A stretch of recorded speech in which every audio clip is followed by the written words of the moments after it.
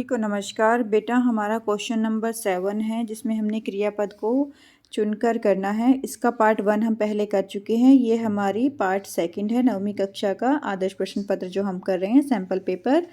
इसमें देखो उत्तमः बालकः नित्यं पाठम, तो क्या आएगा इसमें पठेत। ये हम कर चुके हैं पहले भी, इसको दोबारा से एक बार बता देती हूँ आपको। यहाँ पर आएगा पठेत। सभागारे बहवः श्रोताः, सभागार में बहुत सारे श्रोतागण क्या है, संति आएगा। बहुत सारे हैं तो संति आता है बेटा। मुन्ये भिक्षाम देहि, मुन्ये भिक्षाम देहि, मुनि को भिक्षा दो। जैसे आप लोगों ने देखा है रामायण में क्या कहा जाता है, भिक्षाम देहि। रावण जब आते सीता के पास तो ऐसे ही बोलता है ना, भिक्षाम देहि। तो ऐसे ही आप ध्यान रख लेना इसको, भिक्षाम के साथ क्या आएगा बेटा, देहि। ठीक है। उसके बाद नेक्स्ट है हमारे पास जनकः मम चक्रे, मम कृते द्विचक्रिकः, पिता मेरे लिए साइकिल क्या करेंगे बेटा, क्रेष्यति ही खरीदेंगे। शिष्यः गुरो वचनम अवधानेन आशृणोत, इसका मैंने आपको कहा था कि मैं इसका दोबारा से रीड करके बताऊंगी। तो बेटा इसमें आएगा आशृणोत। शिष्यः गुरोः वचनम अवधानेन आशृणोत, शिष्य ने गुरु के वचन को ध्यान से सुना। नेक्स्ट है हमारे पास इसमें कारक उपपद विभक्ति, ये भी मैं आपको बता चुकी हूँ।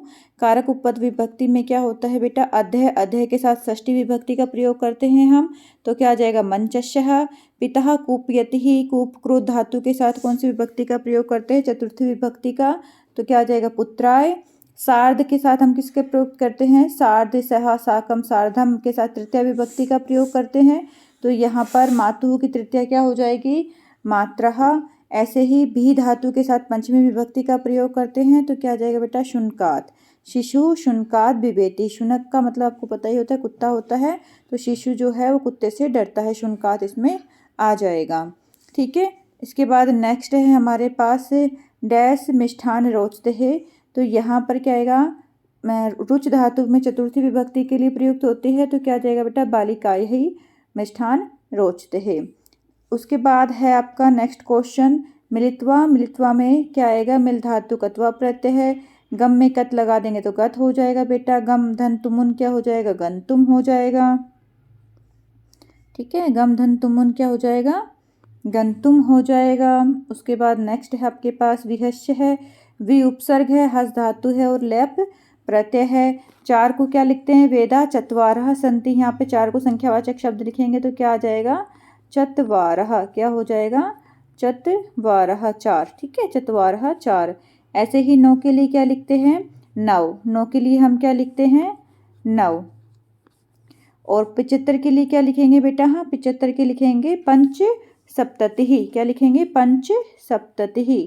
ठीक है, ये आपको करवाया हुआ है अच्छे से, पंच सप्ततिः। और अगर भी आपने नहीं किया है तो एक बार दोबारा से बेटा जितने भी संख्यावाचक शब्द है 1 से लेके 100 तक आप लोग अच्छे से कर लेना। नेक्स्ट है पिता पुत्रा है 100 रुपये काणी ददाति, 100 रुपये देता है। तो यहाँ पर 100 को क्या बोलते हैं हम, शतम। 100 के लिए क्या यूज़ करते हैं, शतम। और 28 के लिए क्या यूज़ करते हैं हम बेटा, अष्टाविंशतिः, अष्टाविंशतिः। ये हमारा 28 होता है, अष्टाविंशतिः। नेक्स्ट आपके पास उपसर्ग, उपसर्ग आपको करना है, इसमें उपसर्ग करके आपको बताना है। समधन रक्षति का क्या आ जाएगा, संरक्षति ही। तो इसमें सिर्फ बेटा जो माँ है उसके स्थान पर क्या आ जाएगा, ऊपर अनुस्वार आ जाएगा और रक्षंती एज इट इज लिखा जाएगा। ठीक है, माँ के स्थान पर क्या हो जाएगा, अनुस्वार। माँ अनुस्वारे संधि से ये लिखा गया है। उसके बाद नेक्स्ट है आपके पास प्रायतः, प्रायतः में क्या हो जाएगा बच्चा, इसका हो जाएगा प्रति अलग हो जाएगा बेटा और ते अलग हो जाएगा। ठीक है, प्रति अलग हो जाएगा और ते अलग हो जाएगा, प्रति धन ते प्रायतः। नेक्स्ट है अधिशिप्ति, अधिशिप्ति में क्या हो जाएगा, अधि अलग हो जाएगा बच्चा, शिप्त ही अलग हो जाएगा। ये तो आप कर ही लोगे। ऐसे ही विग्रहित में भी इनको इकट्ठा कर देंगे, विग्रहित आ जाएगा। हाँ, प्रतिभाति, इसका देख लीजिए, इसका क्या आ जाएगा, प्रतिभाति। इसका क्या हो जाएगा बेटा, प्रत्याभाति ही। प्रतिभाति का क्या हो जाएगा, प्रत्याभाति। ठीक है, आपको बताया हुआ है ना कि जो या है उसके स्थान पर क्या हो जाता है, छोटी की मात्रा हो जाती है। तो ता के ऊपर क्या हो जाएगी, छोटी की मात्रा आ जाएगी या के स्थान पर। तो ये बन जाएगा जैसे प्रतिधन आगत है, प्रत्यागत आपका होता है। ये यण संधि के उदाहरण है बेटा। नेक्स्ट क्वेश्चन है आपके पास, अव्यय को देखकर आपको रिक्त स्थान के लिए पूर्ति करनी है। अब अव्यय को देखकर रिक्त स्थान के लिए पूर्ति करनी है, तो यहाँ आसीत है, ठीक है। विद्यालय डैश अवकाश है आसीत, विद्यालय में अवकाश था, तो कब था अवकाश? आने वाले समय में अवकाश है या बीते हुए समय में अवकाश था है, पास्ट टेंस है, तो हम क्या लगाएंगे बेटा? है। क्या लगाएंगे? है, ठीक है। अब यहाँ पर देखो तत्र है, तत्र के साथ कौन सा अव्यय आता है? यत्र, यत्र तत्र, ठीक है। यत्र धूमो भवति, जहाँ पर धुआं होता है, तत्र अग्निरपि भवति, वहाँ पर अग्नि भी होती है। सर्वदा सत्यश्च मार्गे चल, हमेशा सत्य के मार्ग पर चलो, मार्गे में सप्तमी विभक्ति का प्रयोग हुआ है। डैश देशे जनताया शासनम अस्ति ही, देश में जनता का, देश में भी सप्तमी विभक्ति है, देश में जनता का शासन है। पूरा पहले या अधुना? अब आप खुद सोचो, ये तो बिल्कुल पहले तो देश में जनता का शासन होता ही नहीं था, राजाओं का शासन होता था। अभी हमारा लोकतंत्र है, तो अब हमारा शासन है, तो हम क्या लिखेंगे बेटा? अधुना। अधुना देशे जनतायाः शासनम अस्ति। डैश छात्रः भ्रमणार्थं गमिष्यन्ति, डैश छात्रः भ्रमणार्थं गमिष्यन्ति, छात्रः भ्रमण के लिए जाएंगे, तो क्या हो जाएगा? के लिए। अब स्वहा होगा ना बेटा, आने वाले कल में के लिए बोल रहा है ना कि छात्र घूमने के लिए जाएंगे। ये तो यहाँ पास्ट टेंस तो है ही नहीं कि भाई जा चुके हैं, के लिए बोल रहा है, तो यहाँ पर स्वहा आएगा, स्वहा छात्रः भ्रमणार्थं गमिष्यन्ति। उसके बाद नेक्स्ट है, नेक्स्ट आपको क्या करना है? पठित अवबोधन है, ये आपको पढ़कर आपको क्या करना है? इसके आंसर देने हैं। और ये आपका कहाँ से लिया गया है? भ्रांतो बाला से लिया गया है। बेटा ये भ्रांतो बाला चैप्टर है ना, आप अच्छे से याद करके जाना, एक बार दोबारा से इसको पढ़ लेना, इसकी हिंदी को अच्छे से कर लेना, क्योंकि इम्पोर्टेंट है, बार बार इसमें से क्वेश्चंस आते ही आते हैं। या तो आपका आ जाता है कि भाई इसको सीक्वेंस से लगाओ, या फिर आपका ऐसे क्वेश्चन में भी दे सकते हैं। तो ये इम्पोर्टेंट चैप्टर है, आप इसको एक बार जरूर याद करके जाना बेटा। सर्वे एवं निषिद्धः बालो भग्न मनोरथः सन् कथम अस्मिन् जति प्रत्येकम कार्य है निगमनो भवति। तो ये क्या देखता है कि सभी जो सर्वे एवं निषिद्धो बालको, सभी ने उस बालक का क्या क्या निषेध किया, अर्थात जिसको भी उसने बुलाया, चाहे चिड़िया को बुलाया है या कुत्ते को बुलाया है, तो सबने उसका क्या किया है? उस बालक का निषेध किया है, मना कर दिया है सबने। तो उस बालक क्या कह रहा है? कथ्यम अस्मिन् जगति ही प्रत्येक स्व कार्य निगमनो भवति, कि सभी इस जगत में अपने अपने कार्य में निगमन है। निगमन का मतलब होता है लीन है, अपने अपने कार्य में लगे हुए हैं। कैसे सभी लोग इस संसार में अपने अपने कार्यों में लगे हुए हैं। ना को अपि मम्मी वृतः कालक्षेपम सहते, मेरी तरह कोई भी अपना समय बर्बाद नहीं कर रहा है। ना को अपि कोई भी, मम्मी मेरी तरह, वृथा कालक्षेपम, काल का मतलब तो समय, समय को बेकार नहीं कर रहा है। वृथा मतलब बेकार होता है बेटा।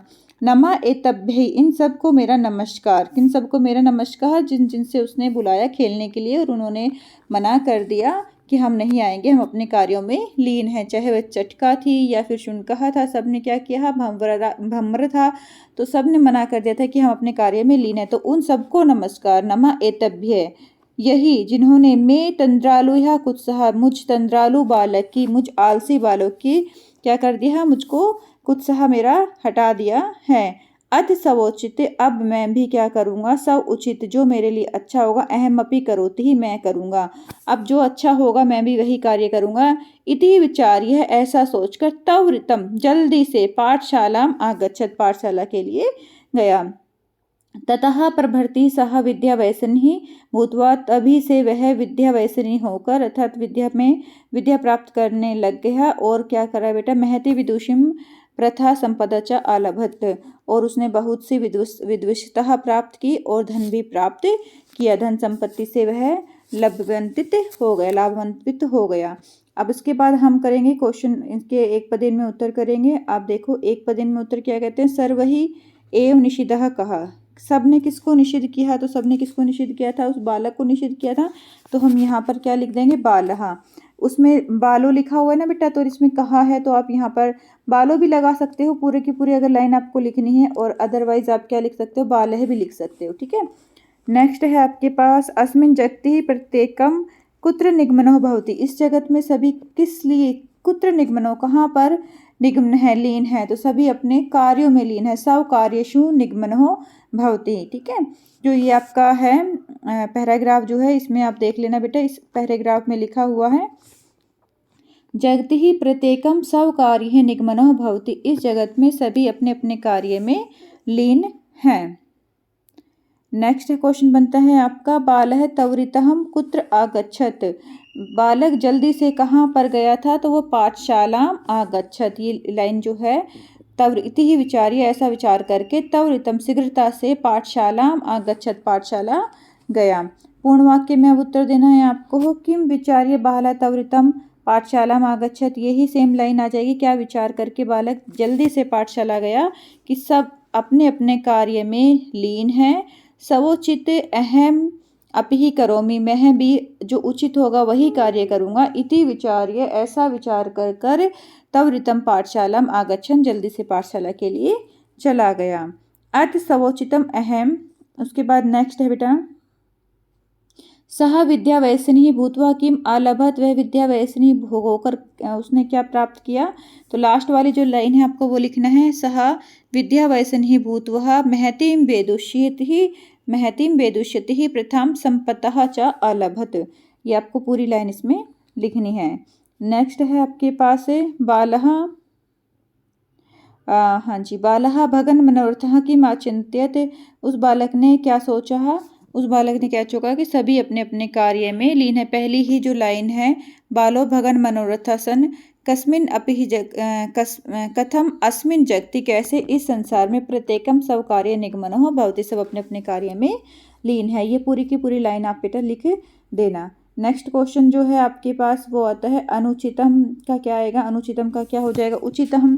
ठीक है, अनुचित का क्या हो जाएगा बेटा, उचित। ये आपको विपरीत बताना है, अनुच्छेद से, अपने आप से नहीं बताना, अनुच्छेद से लिखकर बताना है। तो इसका क्या हो जाएगा, अनुचित का क्या हो जाएगा बेटा, उचित हो जाएगा। नेक्स्ट है आपके पास, अथ सवोचितम अहम अपि करोमि। यहाँ पर करोमि जो क्रिया है उसका कर्ता कौन है, करोमि जो क्रिया है उसका कर्ता कौन है। देखो, अथ सवोचित अहम अपि करोमि, अब मैं भी अपने चित्त के अनुसार कार्य करूँगा, जो उचित होगा वह कार्य करूँगा। तो ये किसने कहा था, ये बालक ने कहा था। तो यहाँ पर इस लाइन में कहीं भी बालः आपको दिखाई नहीं देगा, लेकिन इसका कर्ता बाला है, तो इसका आंसर क्या दोगे बेटा, बालः। ठीक है, भ्रांतो बालः, भ्रमित बालक है, भ्रांतः बालः। उसके बाद नेक्स्ट है संसारे। संसारे का आपको अनुच्छेद में बताना है। इस अनुच्छेद में संसारे का क्या, तो संसारे किसके लिए यूज हुआ, जगति। संसारे ना, कथम अस्मिन जगति प्रत्येक सब कार्य निगमनो भवति, की कैसे इस संसार में सभी अपने कार्य में लीन है। तो संसारे के लिए क्या आ जाएगा बेटा, वो हमारे पास पर्याय पद जगति ही। संसारे के लिए क्या होगा, जगति। नेक्स्ट क्वेश्चन नंबर 14 है बेटा। क्वेश्चन नंबर 14 में भी आपको क्या संस्कृत में उत्तर देना है, वृद्धो अहम तवम। अब ये आपका जो जटायु शौर्यम है उस चैप्टर से लिया गया है, ये भी इम्पोर्टेंट चैप्टर है। वृद्धो अहम त्वम युहा धन्विहि सा रथा कवचिहि सरिहि न चव आपी आदाय कुशली विदेही में गमिष्यसि। अब इसको अलग अलग कर लिया मैंने, ना चा अलग कर दिया, इसमें संधि विच्छेद कर दिया, चा अपी आदाय। ठीक है, इसका संधि विच्छेद करेंगे तो क्या हो जाएगा, चा अपी आदाय। तो कहता है वृद्धो अहम, मैं बूढ़ा हूँ। कौन कह रहा है ये बात कि मैं बूढ़ा हूँ, यहाँ पर जटायु कह रहा है। देखो यहाँ पर जटायु कहीं लिखा नहीं हुआ है, लेकिन ये आपको ध्यान रखना है कि हाँ भाई ये किस चैप्टर से लिया गया है, जटायु शौर्यम से बेटा। वृद्धो अहम त्वम युवा, और तुम क्या हो, युवा हो। मैं बूढ़ा हूँ, तुम क्या हो, युवा हो। कौन युवा है यहाँ पर, यहाँ पर युवा रावण है।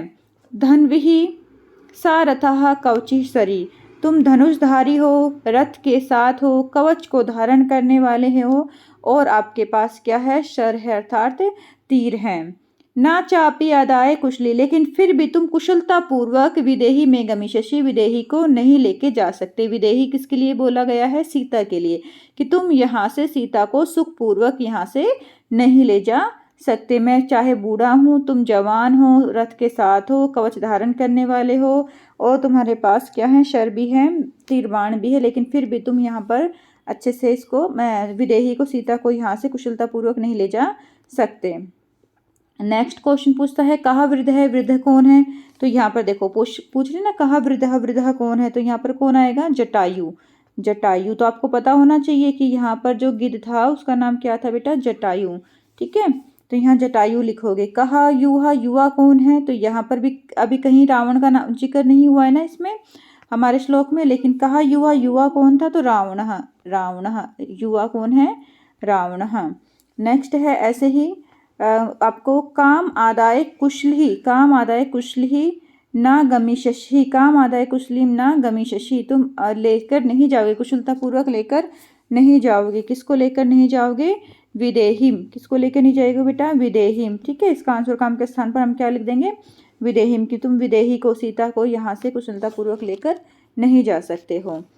अब उसके बाद आपका पूर्ण वाक्य में उत्तर है, त्वम रावणम कीदृशः आसीत्, त्वम कीदृशः आसीत्, तुम कैसे हो।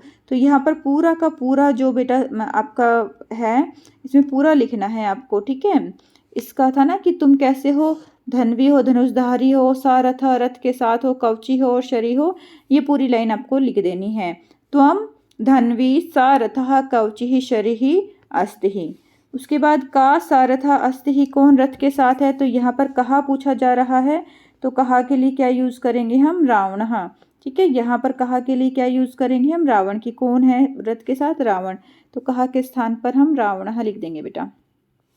विदेही मादाय रावणः कीदृशः न गमिष्यति, विदेही को ले जाकर रावण किस तरह से नहीं जा पाएगा, विदेही को कैसे नहीं ले जा पाएगा, तो यहाँ पर क्या था, कुशली, की दृश्य के स्थान पर हम क्या लिख देंगे बेटा, कुशली के, कुशलता पूर्वक यहाँ से नहीं ले जा पाएगा।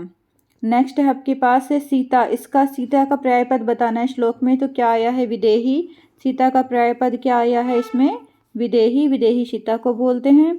उसके बाद वृद्धो अहम अत्र विशेष्य पदम किम, देखो मैं बूढ़ा हूँ, यहाँ पर विशेष्य बताना है, विशेषण नहीं बताना है, तो वृद्ध अहम, मैं बूढ़ा हूँ, कौन बूढ़ा है यहाँ पर जटायु बूढ़ा है, तो यहाँ विशेष्य पद क्या हो जाएगा बेटा, अहम, अहम ब्रैकेट में लिख देना जटायु। ठीक है, अत्र त्वम इति क्रियापदस्य कृत पदम किम, यहाँ पर जो त्वम है, तुम जो है क्रियापद का कर्ता कौन है, तो जो हमारा था ना त्वम युवा धनवी, तो यहाँ पर क्या आ जाएगा बेटा, त्वम का कर्ता कौन हो जाएगा, रावणः, क्या आ जाएगा, रावणः, रावण लिख देना है यहाँ पर। तो ओके, नेक्स्ट है आपके पास क्वेश्चन नंबर 5 है, उसको आपको कैसे लिखना है, संवाद को पढ़ना है और पढ़ने के बाद आपको संस्कृत में इसके उत्तर देने हैं। चंदन कहता है, अहो सुगंधस्तु मनोरहा विलोक्य अये मोदकानि रचयन्ति। ये वाला चैप्टर तो आपको पता ही है कितनी बार फर्स्ट टर्म में भी आपका इतनी बार है, इसमें इतनी सारी वर्कशीट्स भी बन चुकी हैं, तो ये चैप्टर भी आपका इम्पोर्टेंट हो जाता है बेटा। ठीक है, ये सारे ही जो पेपर लिए जाते हैं बेटा मोस्टली इंपॉर्टेंट चैप्टर से ही लिए जाते हैं, और आपका सिलेबस अब कम ही है, कम सिलेबस भी हम ये नहीं कह सकते बहुत ज़्यादा है, तो जो सिलेबस है उसको अच्छे से पूरा रिवाइज करके जाना। चंदनः अह सुगंधम वस्तु मनोरहा, कि सुगंधित है, बड़ी ही अच्छी खुशबू आ रही है, विलोक्य देखकर, अये मोदकानि रचयन्ति, की लड्डू बनाए जा रहे हैं, प्रसन्न भूत्वा, खुश होकर वो क्या कहता है, आस्वादयामि तावत, फिर तो मैं इसको चख लेता हूँ, मोदकम गृहीतुम इच्छति, और लड्डू लेने की इच्छा करता है, अर्थात लड्डू लेना चाहता है। मलिका सा क्रोधम, मलिका क्रोध के साथ कहती है, विरम रुको, विरम स्पर्शायतानि मोदकानि, रुको, इनको इन मोदक को, इन लड्डुओं को स्पर्श मत करना, इन लड्डुओं को क्या मत करना, स्पर्श मत करना। चंदन कहता है, क्रुदशम किमर्थम क्रुदशी, क्यों क्रोधित हो रही है, तौ हस्त निर्मितानि मोदकानि दृष्ट्वा अहम जिह्वा लोलुप्तः नियंत्रणं तुम अक्षमः अस्मि, किम न जानाति त्वम इदम, तुम्हारे हाथों से बने हुए हस्त निर्मित मोदकानि लड्डू, तुम्हारे हाथों से बने हुए लड्डू को देखकर अहम, मैं अपनी जीवा की लोलुपता को नियंत्रित करने में अक्षम हूँ, अर्थात समक्ष नहीं हूँ। किम न जानासि त्वमिदं, क्या तुम यह बात नहीं जानती हो। मल्लिका कहती है, सम्यक जानामि नाथ, मैं अच्छी तरह से जानती हूँ नाथ, परम एतानि मोदकानि पूज्यतानि संति, लेकिन यह जो लड्डू हैं वो किसके लिए हैं, पूजा के लिए हैं। चंदन कहता है, तहि शीघ्रमेव पूजनम संपाद्य प्रसादम च देहि, तो जल्दी से पूजा करो और मुझे प्रसाद दो। अब एक पद में हमने उत्तर देना है, कहा मोदकः गृहीतुम इच्छति, कौन मोदक को लेना चाहता है, तो यहाँ पर कौन लेना चाहता था मोदक को, चंदनः, तो कहा के स्थान पर क्या आ जाएगा बेटा, चंदनः। ठीक है, कहा के स्थान पर क्या लिख दोगे आप, चंदनः। सा क्रोधत कहा वदती, क्रोधित होकर कौन बोलती है, तो क्रोधित होकर कौन बोलती है, मलिका, सेकंड में क्या आ जाएगा, मलिका, फर्स्ट में क्या आएगा, चंदनः। कानी पूज्य निर्मितानि संति, तो कानी के स्थान पर क्या हो जाएगा बेटा मोदकानी। कानी के स्थान पर क्या हो जाएगा मोदकानी। लड्डू बनाए जाते हैं ना पूजा के लिए, ठीक है। मोदकानी पूज्य निर्मितानि संति।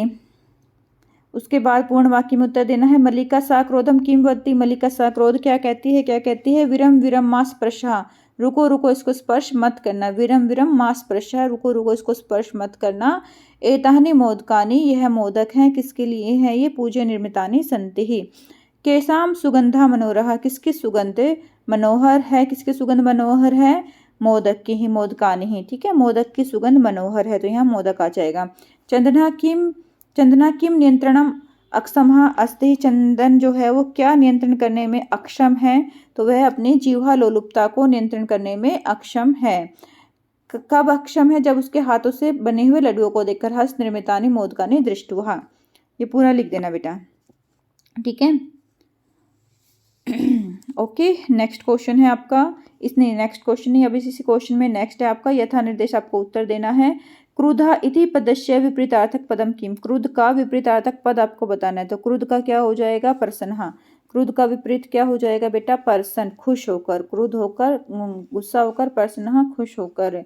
उसके बाद नेक्स्ट है न जानासि त्वम इदम, तुम क्या नहीं जानती हो। जानासि इति क्रियापदः कृत पदम किम। इस क्रिया का कर्ता कौन है, तो इस क्रिया का कर्ता कौन है, इस क्रिया का कर्ता हमारा कौन है बेटा चंदन है। कौन है, चंदन है। यहाँ पर क्या आ जाएगा बेटा चंदनः। सुगंधि स्तु मनोरह, बहुत ही अच्छी सुगंधित बस वो आ रही है। अत्र विशेष्य पदम किम। अब देखो यहाँ पर ना तो सुगंधित है विशेष्य पद, और ना ही मनोहर है। यहाँ पर विशेष्य किसके लिए बोला गया, ये मोदक के लिए बोला गया, मोदकानी के लिए बोला गया ना बेटा। तो यहाँ पर जो विशेष्य है वो क्या हो जाएगा मोदकानी, क्या हो जाएगा मोदक। लड्डू जो है वो इसके लिए विशेष्य है। सुगंधस्तु मनोरह मोदकानी, ठीक है। यहाँ पर मोदकानी आप आंसर में लिखोगे ना। तो अब इस चीज़ का भी आपको ध्यान रखना, देखो इसमें दोनों ही विशेषण दे रखे हैं, विशेष्य नहीं दिया हुआ है, तो बहुत ही ध्यान से सोच समझ कर आपको आंसर देने हैं बेटा। ओके, नेक्स्ट है रक्षा नियोग कारणात। अब रक्षा नियोग कारणात है। अब हमें पता है ऐसे जब वाक्य आते हैं तो इसमें क्या लगाते हैं पंचमी विभक्ति है, और पंचमी हमारे पास क्या आती है कस्मात। क्या आ जाएगी इसमें कस्मात। रक्षा नियोग कारणात के स्थान पर क्या आ जाएगी बेटा कस्मात। वित्ततः, वित्ततः के भी इसमें भी पंचमी विभक्ति लगी हुई है, तो ये भी क्या हो जाएगा बेटा कस्मात, ठीक है। वित्ततः क्षीणः हतः भवति। जो धन है उसका क्षीण होने से कुछ नहीं होता है, लेकिन कहते हैं कि आचरण के क्षीण होने से सब कुछ नष्ट हो जाता है। यहाँ वृत्ततः का मतलब होता है आचरण, आचरण के नष्ट होने से सब कुछ नष्ट हो जाता है। सताम विभूति है प्रोपकाराय। प्रोपकाराय है चतुर्थी विभक्ति है, तो चतुर्थी विभक्ति में क्या प्रयोग होता है कस्मै। चतुर्थी विभक्ति में क्या प्रयोग होता है बेटा कस्मै। और नेक्स्ट है आपके पास पृथ्व्याम। पृथ्व्याम के स्थान पर आप क्या लगाओगे बेटा कश्याम। पृथ्व्याम के स्थान पर क्या लगवाओगे कश्याम। तरहो कृपया सपुत्रम अप्राप्नो। तरहो इसमें षष्ठी विभक्ति लगा रखी है, क्योंकि ये क्या भानु की तरह, जैसे भानु की षष्ठी क्या होती है भानो, तो तरु की षष्ठी क्या हो जाएगी बेटा तरो। तो यहाँ पर षष्ठी विभक्ति लगाएंगे कश्य है। क्या लगाएंगे कश्य है। तरो के स्थान पर हमारे पास क्या हो जाएगा कश्य है। नेक्स्ट क्वेश्चन नंबर 17 है। 17 में क्या कह रहा है तस्य तीक्ष्ण नखाभ्याम तु चरणाभ्याम महाबलः चकार बहुधा गात्र है वर्णः पतगत समः। तो यहाँ पर इसका अन्वय आपको दिया हुआ है और आपको करना है। नीचे बेटा इसके सारे के सारे आपको मंजूषा दी गई हुई है, तो इसमें आप ध्यान से देखो महाबलः, महाबली कौन आएगा यहाँ पर। यहाँ पर क्या जाएगा बेटा पहले वाले में ही महाबली पत, ये पूरा हमारा आ जाएगा, जिसको हम किसके लिए यूज़ करते हैं जटायु के लिए यूज़ करते हैं। पतगत समः, पतगत तमः, उसके लिए किसके लिए यूज़ करते हैं जटायु के लिए इसको हम यूज़ करते हैं। तू डैश चरणाभ्याम, तो यहाँ पर सेकंड वाले में क्या हो जाएगा बेटा सेकंड वाले में आ जाएगा तीक्ष्ण नखाभ्याम। क्या हो जाएगा तीक्ष्ण नखाभ्याम, ठीक है तीक्ष्ण नखाभ्याम। तस्य गात्रे, उसके गात्र, गात्र का मतलब था शरीर पर। बहुधा बहुत सारे क्या कर देते थे वर्णान चकार घाव कर दिए थे, तो थर्ड में हमारा क्या हो जाएगा वर्णान, ठीक है। पहले में हमने क्या लिखना है पतगत समः। पतगत समः का मतलब होता है हमारा जटायु, पक्षियों में श्रेष्ठ। पक्षियों में श्रेष्ठ कौन है जटायु। पतगत समः हो गया। उसके बाद सेकंड में आप क्या लिखोगे तीक्ष्ण नखाभ्याम। अपने उन्होंने तीक्ष्ण नखूनों से क्या किया उसके गात्र पर बहुत सारे वर्णान कर दिए हैं, घाव कर दिए हैं। तो अस्य ससरम चापम मुक्तः मणिविभूषितम चरणाभ्यां महातेजो भंजाहे महाधनु। अब इसमें नेक्स्ट में क्या लिखना है, ततः महातेजा डैश जटायु। तो इसमें कौन सा जटायु आएगा बेटा, क्वेश्चन नंबर इसमें चरणाभ्याम, ठीक है, महातेजो चरणाभ्याम जटायु अश्यः, क्या आ जाएगा इसमें, चरणाभ्याम। देखो इसमें लिखा भी है ना, महातेजो से पहले चरणाभ्याम है, तो ततः महातेजो चरणाभ्याम अश्य है किसका, रावणस्य है, रावण का, डैश रावण का, मुक्ता मणि विभूषितम, मुक्ता मणि से सुशोभित, क्या, सासरम, सासरम चाप के साथ से, मतलब ये धनुष और बाणों के साथ, सासरम चापम, क्या कर दिया उसने, तोड़ दिया, भंजहा, भंज कर दिया, तोड़ दिया। तो कैसे तोड़ दिया था उसने इसको, अपने किसके प्रहार से तोड़ दिया था, महानुधव, ठीक है, चरणाभ्याम भंजहा, चरणाभ्याम ये ना भंजहा महानुधम। तो ये इस तरह से आपका बेटा आ जाएंगे, ये आप लोगों को कर लेने हैं। नेक्स्ट है इसकी, ये मंजूषा थी। ऐसे ही नेक्स्ट श्लोक है, आपको श्लोक को देखकर पूरा करना है। मुक्तः मणि विभूष जटायु अस्त अतिकर्मे टुंडेन अश्य खगाधिपतः वाम बहुन दशः तदः वह परहिद्रमः। तो अब इसमें यह शत्रुणः दमन करोति तादृशः, जो शत्रुओं का दमन करता है वह कौन होता है, वह कौन है, पक्षी राजः। पहले में क्या आ जाएगा बेटा, पक्षी राजः। यह शत्रुनाम दमन करोति तादृशः, उस जैसा, पक्षी राज जटायु, पक्षी राज जटायु। सेकंड में क्या आ जाएगा, रावणस्य है प्रहारात, रावण पर प्रहार करता है, रावणस्य, सेकंड में रावणस्य आ जाएगा। पहले में आपका पक्षी राज आ गया, उसके बाद प्रहार करता क्या है, आत्मनम संरक्षयत, अपने आत्मा को रक्षा करते हुए, अपने आप की रक्षा करते हुए, तस्य दस्य, उसके 10 के 10 से, वाम बाहुन भुजाओं को वह प्रातः छिन्न भिन्न कर देता है, ठीक है। तो ये आपका दूसरा हो गया, इनमें से कोई भी एक आप कर सकते हो। नेक्स्ट आपका पास है अधोलिखित कथान समुचित कर्मेण लिखितम। अब ये दोबारा से उसी चैप्टर का आ गया है, अतः एकाकी बालका किमपि उद्यानम प्रविशति। तो ये आपके लिए होमवर्क है, ये आप खुद मुझे करके बताओगे, इस चैप्टर को अच्छे से पढ़ोगे और इसका सीक्वेंस करके मुझे बताओगे कि पहले क्या आएगा, उसके बाद कौन सी लाइन आएगी, उसके बाद कौन सी लाइन आएगी, ठीक है। इनको अरेंज करना है आपको सीक्वेंस में, ये बेटा आप मुझे बताओगे, क्योंकि वीडियो काफ़ी लंबी हो जाती है फिर। उसके बाद है आपके पास ये रेखांकित पदों को प्रसंगानुसार अर्थ चिन्ह कर लिखना है आपको। सत्वरम, सत्वरम का मतलब होता है बेटा जल्दी से, तो इसका आ जाएगा शीघ्रम, सत्वरम शीघ्रम। प्राणिनः एवं वयसः, वयसः का मतलब क्या होता है, मित्र, ठीक है। वयसः का मतलब क्या हो जाएगा, मित्राणि, सभी प्राणी मेरे मित्र हैं। उसके बाद स्वादुन्हि भक्ष्य कौलानि ते दास्यामि, मैं तुम्हें स्वादिष्ट भोजन दूंगा, ठीक है। ये बालक ने कहा था ना चटकहा को, तो क्या आएगा, स्वादिष्टान्हि, स्वादुनि के स्थान पर क्या हो जाएगा, स्वादिष्टान्हि। प्रीतो बालः तम इत्थम संबोधयति, तो प्रीतो के स्थान पर क्या हो जाएगा बेटा, प्रश्नः, प्रीतो के स्थान पर क्या हो जाएगा, प्रश्नः, प्रश्नः।